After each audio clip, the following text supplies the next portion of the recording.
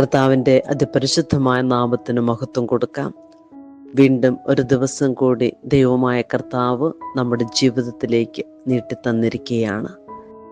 ദൈവത്തിൻ്റെ അനന്ത കാരുണ്യത്തെ ഓർത്ത് നന്ദി പറയുമ്പോൾ ഇന്നത്തെ പ്രത്യേക പ്രാർത്ഥന നിയോഗമായിട്ട് ജീവിതത്തിൽ എല്ലാ മേഖലകളിലും പരാജയം ഏറ്റുവാങ്ങിക്കൊണ്ടിരിക്കുന്ന മക്കളെ നമുക്ക് സമർപ്പിച്ച് പ്രാർത്ഥിക്കാം. മുന്നോട്ട് പോകാൻ ഒരു വഴിയുമില്ല, തകർന്നു പോകുന്ന സാഹചര്യങ്ങളിൽ, തളർന്നു പോകുന്ന ജീവിതാവസ്ഥകൾ, ഈശോയുടെ കരങ്ങളിൽ വചനത്തിന്റെ വെളിച്ചത്തിൽ നമുക്ക് പ്രാർത്ഥിക്കാം. യോന പ്രവാചന്റെ പുസ്തകത്തിൽ 2-ാം അധ്യായത്തിൽ 2-ാം തിരുവചനം നമ്മളെ പഠിപ്പിക്കുന്ന ഒരു കാര്യമുണ്ട്. എൻ്റെ കഷ്ടതയിൽ ഞാൻ കർത്താവിനെ വിളിച്ചപേക്ഷിച്ചു, അവിടുന്ന് എനിക്ക് ഉത്തരമരുളി.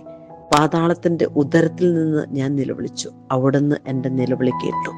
നമുക്ക് വിശ്വസിക്കാം, നമ്മൾ കടന്നു പോകുന്ന കഷ്ടത നമുക്ക് ഉത്തരം നൽകാൻ കഴിവുള്ളവൻ, ജീവിതത്തിന്റെ തകർന്നു പോകുന്ന അവസ്ഥയിൽ നമ്മുടെ നിലവിളിക്ക് പ്രത്യുത്തരം നൽകാൻ കഴിവുള്ള ഒരു സർവശക്തനായ ദൈവം നമ്മുടെ കൂടെയുണ്ട്. വഴികൾ തുറക്കുന്നവൻ മാത്രമാണ്, അടയ്ക്കുന്നവനല്ല. നമുക്ക് വേണ്ടി തുറക്കപ്പെട്ടവൻ മാത്രമാണ്. വിശ്വസിക്കാം, നമുക്ക് പ്രാർത്ഥിക്കാം.